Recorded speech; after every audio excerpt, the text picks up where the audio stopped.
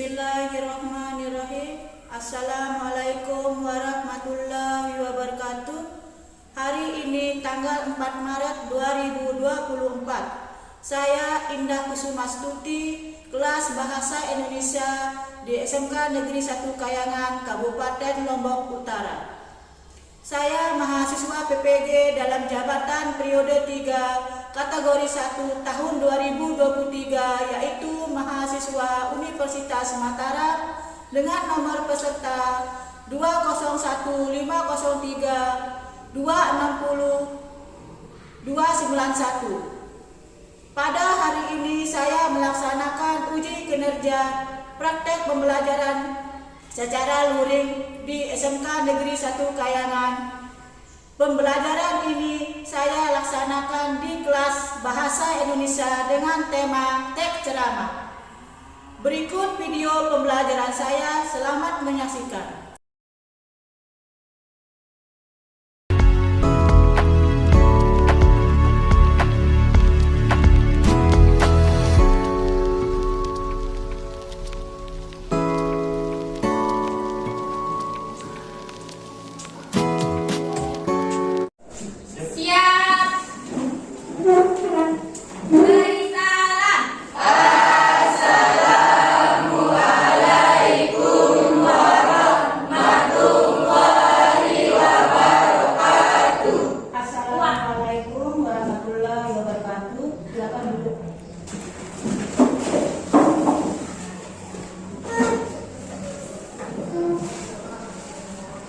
Baiklah anak-anak, bagaimana kabarnya sekarang? Baik ya anak-anak ya, alhamdulillah anak-anak ya kita diberi kesehatan, bisa kita berkumpul dan sekolah seperti biasa. Nah baiklah anak-anak, sebelum kita melanjutkan pelajaran, Bu Guru akan berdoa dulu ya. Silakan ketua kelasnya memimpin doanya masing-masing. Sebelum kita belajar, marilah kita berdalam hati, mulai.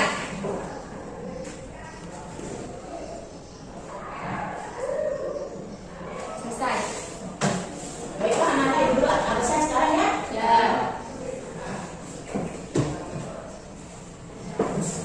Abdul Majid Ibrahim, Bio Putrawadi, Ismi Lailani Opina. Untuk perintahnya kita kepada tanah air, kita akan menyanyikan lagu Indonesia Raya ya anak-anak ya. Silakan pimpin teman-temannya untuk bernyanyi.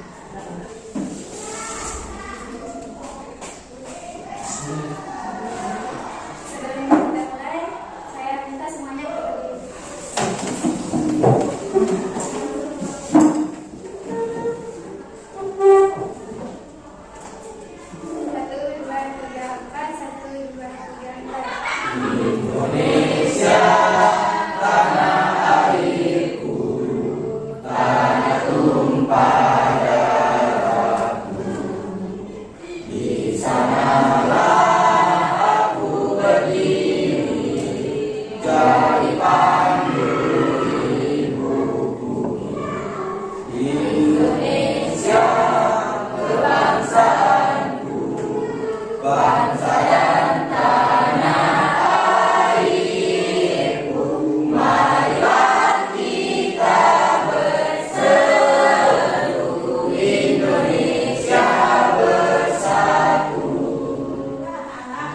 Memberikan motivasi kalian ya. Nah, Bu Guru di sini anak-anak mengharapkan kalian itu supaya tetap rajin belajar dan sekolah ya anak-anak ya. Sekolah itu merupakan tiang kita untuk menuntut ilmu ya anak-anak ya. Apalagi sekarang itu zaman modern ya, semua pada canggih ya anak-anak ya. Maka dari itulah Ibu Guru mengharapkan kalian itu harus semangat ya, harus berani untuk mencari ilmu, jangan kalian itu malas-malesan ya. Apalagi sekarang musim hujan ya. Biarpun kita kehujanan di sini anak-anaknya, kita tetap semangat ya anak-anaknya. Nggak boleh kita malas anak-anaknya. Ya karena kita mencari ilmu itu harus begini ya anak-anaknya. Biarpun kita basah kuyup, biarpun kita bagaimana, kita semangat ya. Karena masa depan itu sangat penting bagi kita anak-anaknya, supaya kalian itu nggak bisa istilahnya itu bisa mencari pekerjaan. Karena zaman sekarang ini kalau kita tidak dapat ijazah, tidak dapat kita pekerjaan ya anak-anaknya. Karena zaman sekarang ini kalau kita bekerja di alfamart, menjadi kepala dusun itu harus kita membutuhkan ijazah ya anak-anak ya. Tidak boleh kita berputus asa di tengah jalan anak. Sekarang kita belajar materi ya anak-anak ya. Sekarang materi kita yaitu teks ceramah ya anak-anak ya. Kemarin kita sudah mempelajari tentang analisis struktur teks ceramah ya anak-anak ya. Di sana di teks ceramah itu ada beberapa bagian yang kita yang kita dengar di sana tidak kita pantau, yaitu siapa yang tahu namanya ceramah di sini? Ayo, siapa yang bisa? Apa yang dimaksud dengan ceramah? Ayo, siapa yang bisa? Ayo, siapa yang bisa? Anak, ya, ayo siapa? Pidato sama ceramah itu lain ya, ya. Kalau ceramah itu siapa yang bisa? Apa yang dimaksud dengan ceramah? Ayo. Teks ceramah adalah teks yang berisi pemberitahuan, penyampaian suatu informasi, pengetahuan maupun informasi umumnya lainnya untuk disampaikan di depan orang banyak oleh pakar atau orang yang menguasai bidangnya baik secara langsung maupun melalui media elektronik dan digital. Iya, itulah yang dimaksud dengan ceramah ya anak-anaknya. Nah, sekarang apa yang dimaksud dengan khotbah? Supaya untuk mengingat kalian tuh materi yang kemarin itu ya anak-anaknya. Sekarang apa yang dimaksud dengan khotbah? Ayo Aisyah, siapa yang bisa? Khotbah adalah bicara di depan umum yang berisi pernyataan, pengetahuan mengenal keagamaan dengan praktek ibadah hingga ajakan untuk berbuat keimanan pendengarnya. Iya, itulah yang dimaksud dengan khotbah ya anak-anaknya. Nah, sekarang apa yang dimaksud dengan pidato di sini anak-anak? Siapa yang bisa? Yuk angkat tangan. Siapa yang bisa? Yuk, apa yang dimaksud dengan pidato? Ayo, Juliana, apa yang dimaksud dengan pidato? Nggak usah menghayal-menghayal, Juliana. Apa yang dihayalkan? Ayo, apa yang dimaksud dengan pidato? Silakan. Pidato adalah sesuatu yang menjelaskan bersifat persuasif. Ya, itu kan anak-anak ya.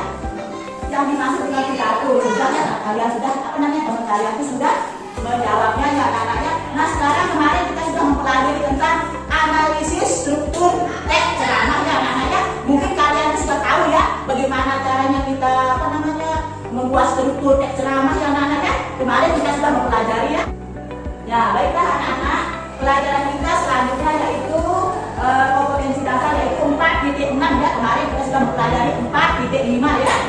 Sekarang kita mempelajari 4.6 yaitu mengonstruksi ceramah tentang permasalahan aktual dengan memperhatikan aspek kebahasaan dan menggunakan struktur yang tepat ya anak-anak ya. Sekarang indikatornya yaitu 4.6.1 menyusun kembali teks ceramah dengan memperhatikan isi, tujuan, kebahasaan, tema dan struktur ya.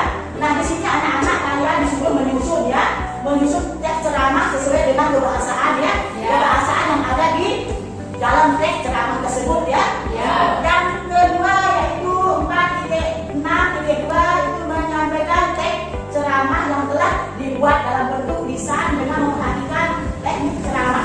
Nah, anak-anak disuruh membuat teks ceramah ya. Nanti kalian itu akan membacakan sesuai dengan intonasi kalian ya, gerak-gerik kalian dan sebagainya ya anak-anak ya.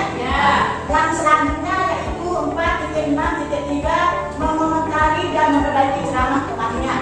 Nanti teman-teman kalian itu akan berceramah, kemudian kalian itu ya mendengarkan ya. Nanti kalian itu akan membahas bagaimana cara gerak-gerik teman kalian itu kamu komentari nanti ya. Nah, teks ceramah adalah teks yang berisikan tentang informasi atau nasihat yang akan disampaikan di depan banyak orang. Biasanya teks ceramah bertujuan untuk memberikan pencerahan untuk para pendengar ya anak-anak ya. Nah, selanjutnya teks ceramah biasanya memiliki pesan yang bertujuan untuk memberikan nasihat, petunjuk atau fatwa secara lisan ya anak-anak ya. Nah, struktur teks ceramah ini dapat digolongkan menjadi beberapa bagian ya anak-anak ya. Yang pertama yaitu pembuka ya. Nah, pembuka ini adalah bagian merupakan awal dari teks ceramah seperti teks-teks yang lain, terutama teks eksposisi, pembuka, mengenalkan isu masalah ataupun pandangan pembicara tentang sesuatu dalam topik yang akan dibahas. Bagian pembuka ini dapat disebut dengan tesis kan anak ya. Nah, selanjutnya isi ya anak-anak ya. Di dalam kita membuat ceramah itu tentu ada di sana isinya ya anak-anak ya.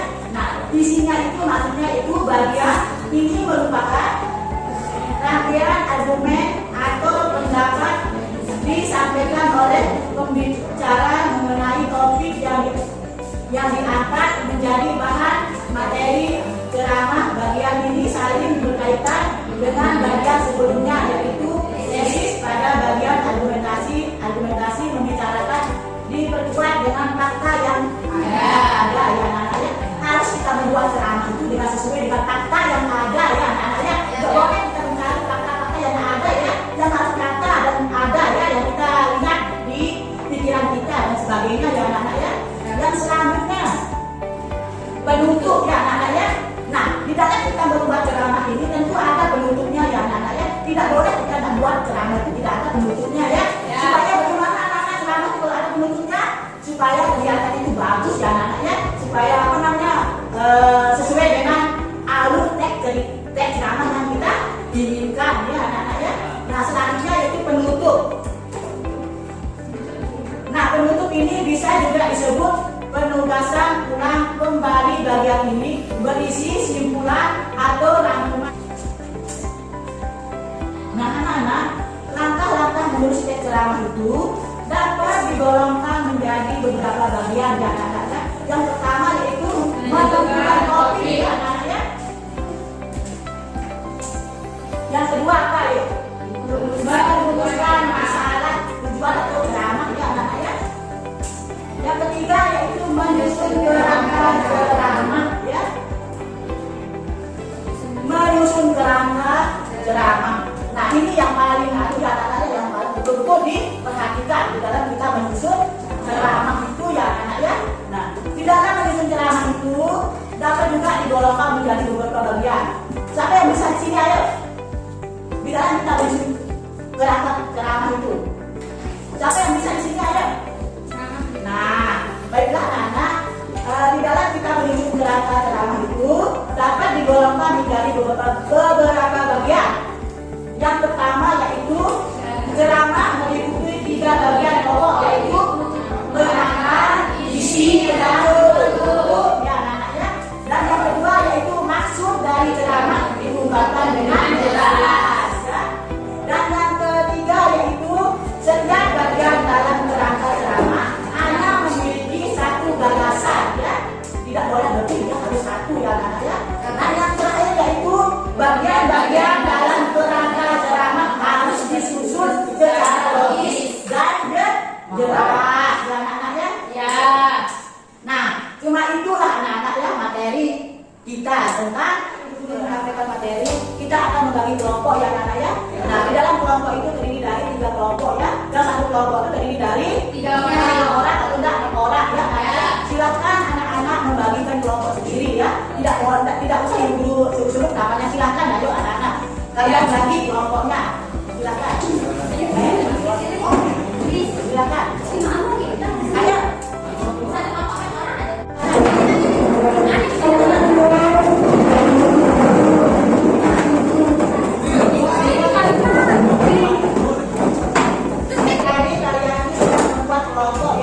Minimal 3 kelompok ya. Di sini ya, satu kelompok ada yang 5 orang, ada yang 4 orang, ada yang 4 orang juga ya. Nah, sekarang anak-anak kalian perhatikan ya. Ibu guru akan menayangkan video teks ceramah ya anak-anak ya. Silakan kalian simak ya sebaik-baik mungkin ya. Lalu nanti kalian disuruh membuat kerangka ceramah ya, membuat ceramah ya sesuai dengan apa yang ada di depan ini ya anak-anak ya. Dari itu silakan kalian simak baik-baik, biasa kalian main-main ya. Agak penting di ceramah ini silakan kamu catat ya, supaya kalian tidak numpuk nanti ya. Bu apa yang ini, apa ini, apa ini, yang itu yang ini kan, ini kan ya. Salam sejahtera bagi kita semua. Om Swastiastu, Namo Buddhaya. Alhamdulillah, pada tanggal 26 November 2017 kita bersama-sama kembali memperingati Hari Ibu Nasional. Marilah kita syukuri nikmat Tuhan Yang Maha Esa dengan tekad untuk bersama bekerja keras mewujudkan pendidikan yang penuh kemajuan melalui keteladanan guru kita. Tema Hari Ibu kali ini adalah membangun pendidikan karakter melalui keteladanan guru. Tema ini erat kaitannya dengan implementasi peraturan Presiden Nomor 87 Tahun 2011 tentang tentang penguatan dan karakter. Peraturan presiden tersebut mengamanatkan bahwa guru sebagai sosok utama dalam satuan pendidikan. Mereka memiliki tanggung jawab membentuk karakter secara fikih melalui harmonisasi pola rasa, pola pikir, dan olahraga. Di samping itu, guru dan tenaga pendidikan juga harus mampu mengelola kerjasama antara satuan pendidikan, keluarga, dan masyarakat untuk mengubarkan gerakan nasional ekonomi mental. Urgensi penguatan karakter ini semakin mendesak seiring dengan tantangan berat yang kita hadapi di masa-masa yang akan datang. Peserta didik saat ini adalah calon generasi emas Indonesia tahun 2045 yang harus memiliki bekal jiwa Pancasila yang baik guna menanggapi dinamika perubahan yang sangat cepat dan tidak terduga. Untuk itu, guru harus dapat berperan sebagai designated others bagi peserta didik. Artinya, guru harus menjadi sumber keteladanan. Momentum Hari Guru Nasional hendaknya kita jadikan sebagai refleksi apakah guru kita sudah cukup profesional dan menjadi teladan bagi peserta didik. Di sisi lain, apakah kita sudah cukup memuliakan guru kita yang telah berjuang? Sekarang guru akan membagikan LKPD ya, atau tugas ya.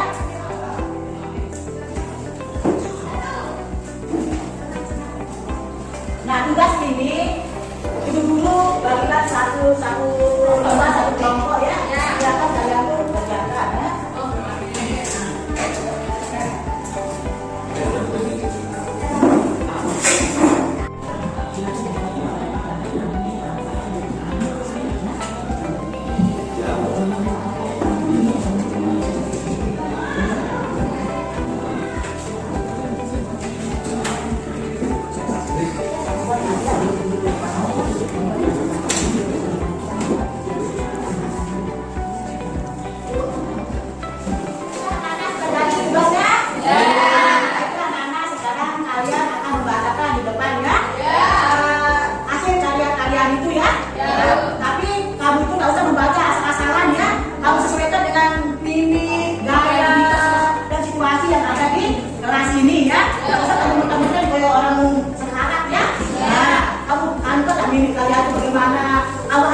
Dengan ceramah tersebut ya anak-anak ya. Sekarang guru akan suruh kelompok 1 ayo maju silakan. Nanti yang lain itu berkomentar ya. Apa pulang geraknya, saya pulang apanya, pulang masihnya, saya pulang apanya ya. Silakan kalian itu berkomentar gitu ya. Ayo kelompok 1 duluan ayo bacakan hasil semuanya. Satu ya. Satu orang ya. Terapkan 1 orang ya. Silakan yang lain menyimak ya. Apa sepanjang ada kurang di dalam membaca ceramah tersebut.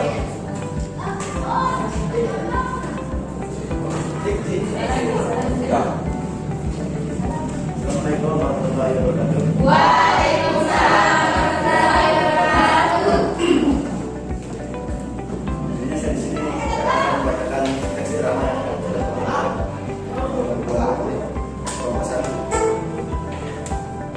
dalam tentang pendidikan. Marilah kita bersyukur atas rahmat serta kasih sayang Allah Subhanahu wa taala berikan kepada kita. Selawat dan salam semoga keberkahan kepada baginda Nabi Muhammad Sallallahu alaihi wasallam.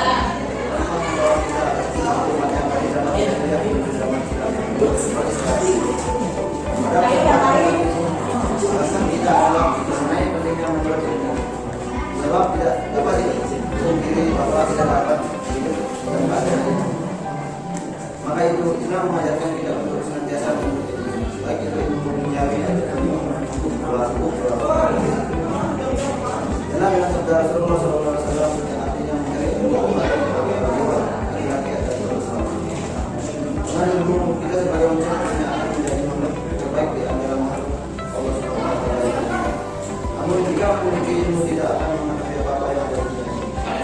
Allah telah menyampaikan dalam surah Al-Anbiya dalam ayat 11 yang artinya Allah akan mengangkat derajat dalam iman dan berilmu dengan beberapa derajat. Demikian saja yang saya sampaikan. Wabillahi taufiq wal hidayah. Assalamualaikum warahmatullahi wabarakatuh. Waalaikumsalam warahmatullahi wabarakatuh. Ayo siapa yang mau bertanya ayo. Temannya yang mau bertanya ayo silakan. Di sini nasi ada masih datar bu, sama gerakannya tidak ada. Siapa lagi? Siapa lagi? Ya, siapa lagi? Oh ya. Abdul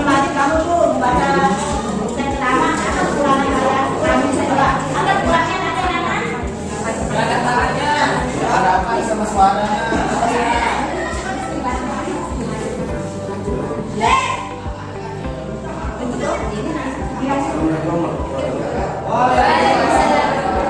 Ayo yang kedua.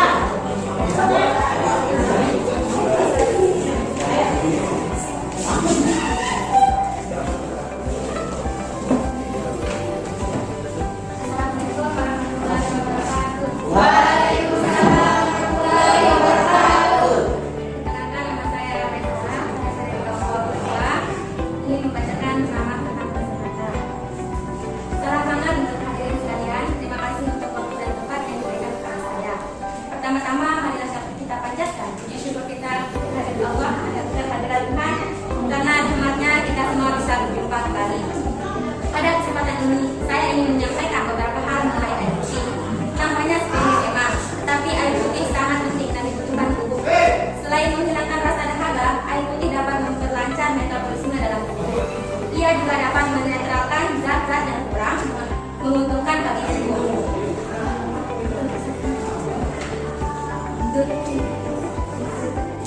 Institute of Medical Sport and Nutrition Board menganjurkan konsumsi air putih idealnya sebanyak 2,7 liter per hari bagi perempuan, sementara 3,7 liter air putih per hari bagi laki-laki.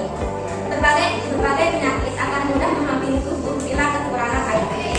Maka jangan lupa untuk penuhi kebutuhan air di harian kita. Jangan sampai dehidrasi dan kekurangan cairan. Ayo jaga kesehatan dengan mengonsumsi air putih secara teratur. Hidup sehat membuat kita lebih bahagia. Ayo jaga kesehatan. Sekian dari saya. Akhir kata, assalamualaikum warahmatullahi wabarakatuh.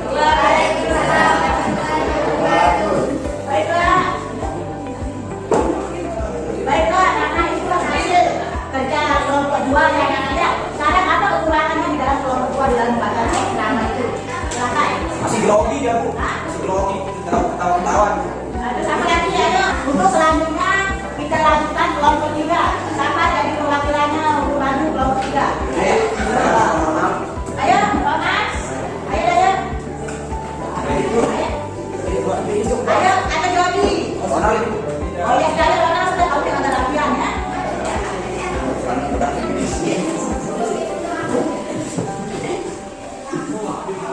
Baik, assalamualaikum warahmatullahi wabarakatuh. Baik, assalamualaikum warahmatullahi wabarakatuh. Waalaikumsalam.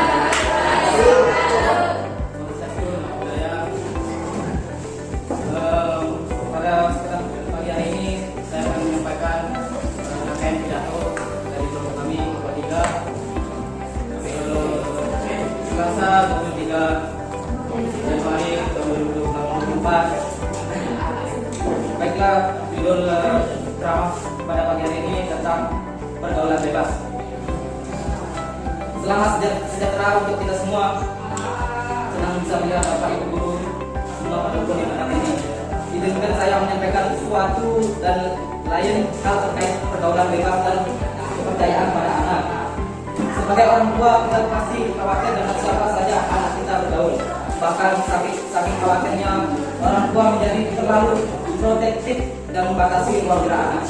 Khawatir berlebihan tidak baik bagi bapak ibu guru sekalian. Daripada melarang anak untuk mengeksplorasi dunia mencari teman sebanyak-banyaknya, lebih baik kita berkali mereka. Kita berkali dengan pengertian risiko, dampak serta konsekuensi apa saja yang akan mereka hadapi di luar sana. Bila sudah bicara baik-baik mengenai risiko pergaulan bebas, coba beri rasa kepercayaan pada anak. Khawatir berlebihan dan pengetahuan hanya akan dampak buruk bagi perkembangan anak. Ayo lindungi anak dari pergaulan bebas dengan cara yang bijak. Demikian sekian ceramah dari saya. Semoga kita lebih bijak menyikapi pergaulan anak. Akhir kata, selamat siang dan salam sejahtera. Sekian, assalamualaikum warahmatullahi wabarakatuh. Ayo anak-anak, apa kekurangannya dari kelompok 3 itu? Silakan kalian sebut ya. Apa kekurangannya kelompok 3 itu? Ada kekurangannya semuanya. Terus, nah anak-anak sebelum kita tutup membagikan ya soal ya. Di sana kamu mengerjakan secara pribadi ya, bukan yang berkelompok lagi ya. Secara pribadi dulu akan membagikan soal tentang kekayaan apa yang terangkat di apa namanya di layar tadi itu ya anak-anak. Dulu akan membagikan satu persatu. Silakan kalian kerjakan ya.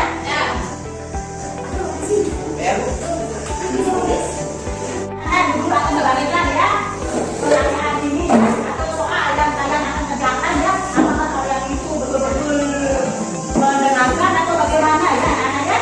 Silakan kalian kerjakan. Masing-masing orang ini bukan berkelompok.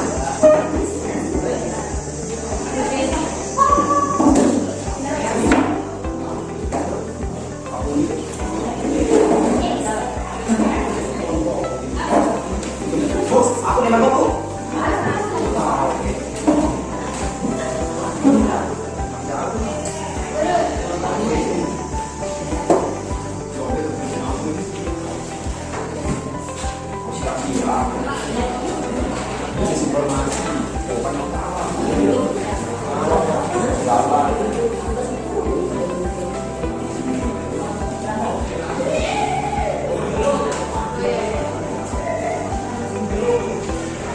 Silakan anak-anak, kamu tulis ya, kamu jawab ya.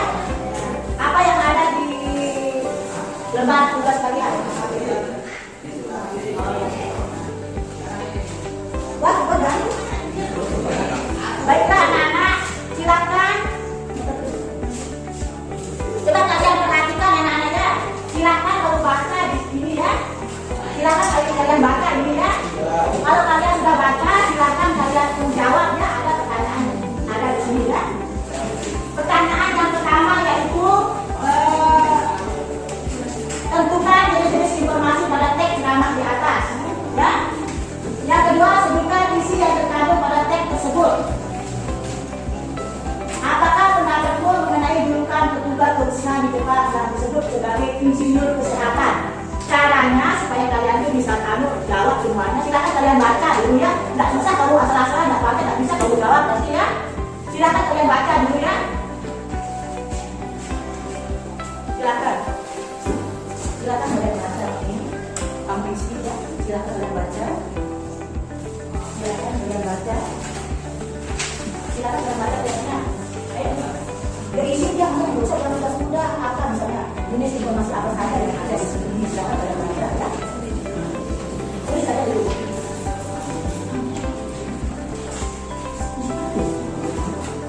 Baiklah anak-anak, silakan kalian kumpulkan ya. Bagi yang belum silakan dipercepat ya anak-anak. Kalian lakukan sedikit ini anak-anak. Silakan. Silakan dikumpulkan. Bagi yang sudah silakan kalian kumpulkan. Sudah. Silakan kalian kumpulkan ya.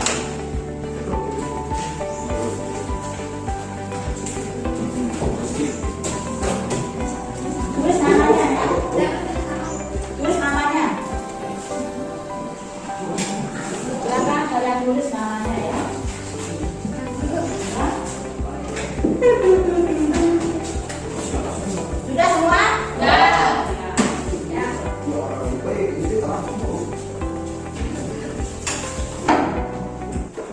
Perhatikan sekarang anak-anak ya. Bu Guru akan menyimpulkan materi yang Ibu ajarkan tadi itu ya. Nah, ceramah itu anak-anak dapat digolongkan menjadi beberapa bagian ya. Ada yang dinamakan pidato ya, sama khotbah ya. Ceramah itu dapat ditentukan ada beberapa bagian, yaitu ada isi ya, ulang, ada pembuka ya, ada pembuka, isi ya, penutup ya anak-anak ya. Pokoknya di mana anak-anak kalian mendengar yang namanya ceramah, kalian membuat ceramah di mana pasti ada yang tiga itu ya. Kalian lupakan yang tiga itu ya. Yang pertama apa yuk? Pembuka ya, terus isi, terus penutup ya anak-anak ya. Nah dari itulah anak-anak besok seandainya kalian tuh disuruh membuat teks ceramah atau apa, khotbah, pidato ya, kamu tentukan dulu yang tiga itu yang penting ya. Nah, dan selanjutnya di dalam kalian membuat teks ceramah itu ada juga kerangka ceramahnya ya, yang terdiri dari apa-apa saja tadi itu, coba. Apa ya? Yang pertama itu topiknya ya. Terus apa? Topik apa? Tujuannya ya. Tujuan itu apa? Simpulan. Kesimpulannya atau penutup ya, anak-anak ya. Nah itulah anak-anak ya kesimpulan pembelajaran kita tadi itu ya anak-anak ya. Nah, dan selanjutnya besok kita akan mempelajari tentang teks eksklamasi ya. Depan anak-anak ya. Dan untuk selanjutnya ibu guru mohon maaf mungkin ada kata-kata ibu guru yang yang kurang jelas ya, atau yang menyinggung kalian atau bagaimana ya anak-anak ya. Dan sedalam-dalamnya ya. Cukup sekianlah anak-anak pelajaran kita ya.